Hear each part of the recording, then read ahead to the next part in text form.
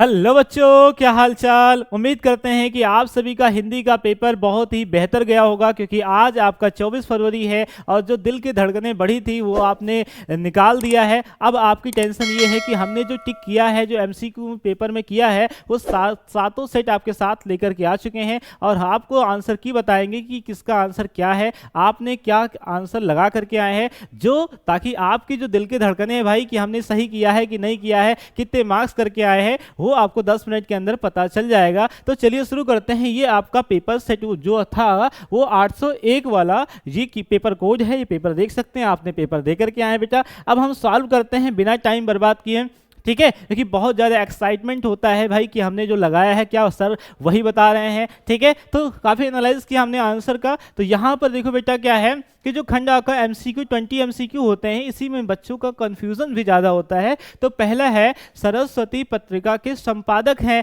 तो सरस्वती पत्रिका के संपादक बेटा प्रेमचंद, जयशंकर प्रसाद, हजारी प्रसाद द्विवेदी, महावीर प्रसाद द्विवेदी। तो आपको बता दूं कि यह ऑप्शन नंबर था डी सही। कौन सा था? डी सही, यानी महावीर प्रसाद द्विवेदी जी थे। उसके बाद आता है निर्मला किस विधा की रचना है। तो निर्मला एक उपन्यास है। तो आप सभी जानते थे, उम्मीद करते हैं कि सही लगाए होंगे आपने। उसके बाद है पंचपात्र के लेखक। तो पंचपात्र के जो लेखक हैं वो जयशंकर प्रसाद, रामचंद्र शुक्ल, पद्मलाल पुन्नालाल बख्शी, जयप्रकाश भारती। आपने किसका लगाया था भाई? तो यहां पर आंसर है option number C, Padmalal Punnalal Bakshi. उसके बाद ऑप्शन नंबर आता है चौथा, हिमालय की पुकार के लेखक हैं। तो हिमालय की पुकार के जो लेखक हैं वह है जयप्रकाश भारती। क्या है बेटा? जयप्रकाश भारती। आपने किसको लगाया था भाई? उसके बाद अगर बात करूं तो सेवा सदन के लेखक जो हैं वो आपके आते हैं, सेवा सदन तो जानते हो यार, सेवा सदन तो आपके मुंशी प्रेमचंद जी हैं। ये तो किसी बच्चे का गलत नहीं हुआ होगा, उम्मीद करते हैं। रीतिकाल के कवि हैं। अब भाई रीतिकाल के कवि नागार्जुन, भारतेंदु हरिश्चंद्र, महावीर प्रसाद द्विवेदी। तो है मतीराम। क्या है? मतीराम बिहारी, ठीक है। वो आगे है भाई, दूसरा सप्तक प्रकाशित हुआ था। दूसरा सप्तक 43, 51, 59, तो यहाँ पर 51 क्या सही था बेटा? 51 दूसरा सप्तक हिंदी का 1951 में प्रकाशित हुआ था। उसके बाद बात करें तो निहार के रचनाकार हैं निहार, ठीक है। तो निहार तो बेटा थे महादेवी वर्मा। निहार के आपके जो रचनाकार थे कौन थे? महादेवी वर्मा। तो क्या आपने महादेवी वर्मा लगाया था कि नहीं लगाया था? लगाया था सर यार। तो आगे बात करें, पुष्प की अभिलाषा शीर्षक कविता के किस काव्य संग्रह से ली गई है? इसका आंसर आप लोग कमेंट करके बताएं, क्या आपने लगाया था? मैं तो आंसर बताने वाला हूं, ठीक है। तो ये आपके लिए है, इसका आंसर आप बताएंगे, ठीक है। छायावाद युग की मुख्य विशेषता है। छायावाद युग की मुख्य विशेषताएं क्या हैं? युद्धों का सजीव वर्णन, यथार्थ चित्रण, भक्ति की प्रधानता, प्रकृति का मानवीकरण। तो प्रकृति का मानवीकरण बेटा आंसर यहाँ सही हो जाएगा, ऑप्शन नंबर डी सही है।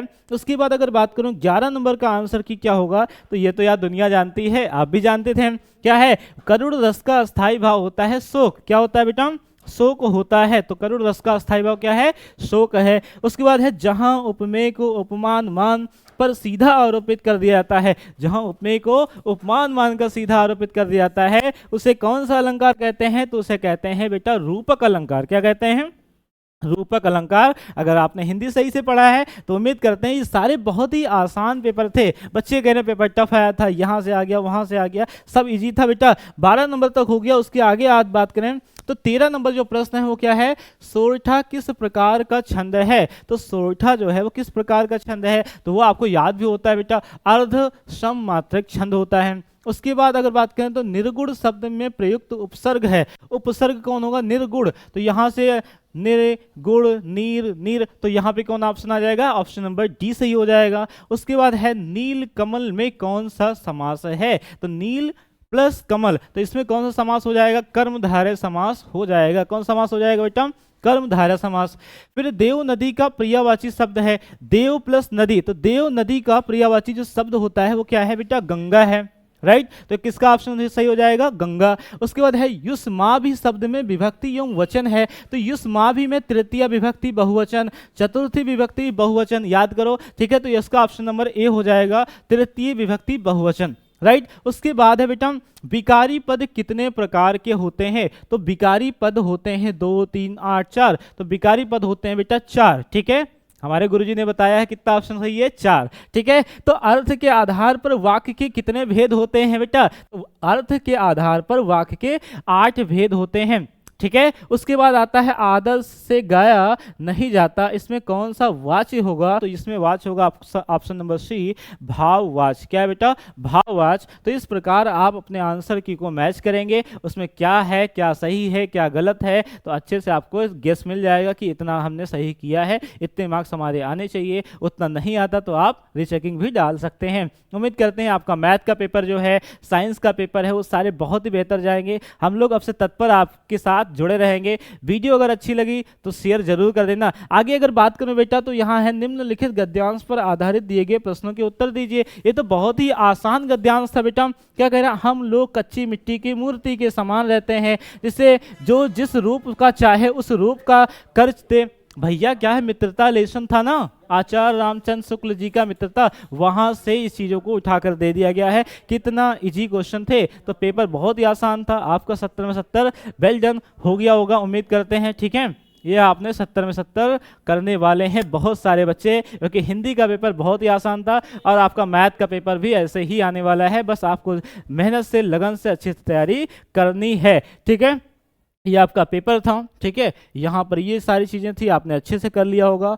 ये सारी चीज़ें हैं। ठीक है, संस्कृत भी काफ़ी इजी आया था। आप यहाँ पर देख सकते हैं ज्योति जवाहर वगैरह जो भी आपके ज़िले में आता होगा, ये चीज़ें हैं। ठीक है, जो आपके जीवन परिचय हैं, देखो अगर आचार्य रामचंद्र शुक्ल का जीवन परिचय इसलिए नहीं दिया क्योंकि उसका क्या दे दिया भैया? गद्यांश दे दिया। अब उनका गद्यांश नहीं आता तो यहाँ पर आचार्य रामचंद्र शुक्ल जी होते जीवन परिचय में। तो इस तरह से पेपर को सेट किया जाता है। तो रामधारी सिंह दिनकर वगैरह आपने इसको भी कर लिया होगा अच्छे से। तो भी मिलते हैं अपने नेक्स्ट पेपर में एनालाइज के साथ और तैयारी के साथ। ज़्यादा टाइम बर्बाद नहीं करते हैं। वीडियो अच्छा लगा लाइक करना और 9वें नंबर क्वेश्चन का जवाब आपको कमेंट बॉक्स में करना है। वीडियो को शेयर करना है, दोस्तों को बताना है कि वो भी अपना आंसर की चेक करें। ठीक है, ऑल द बेस्ट।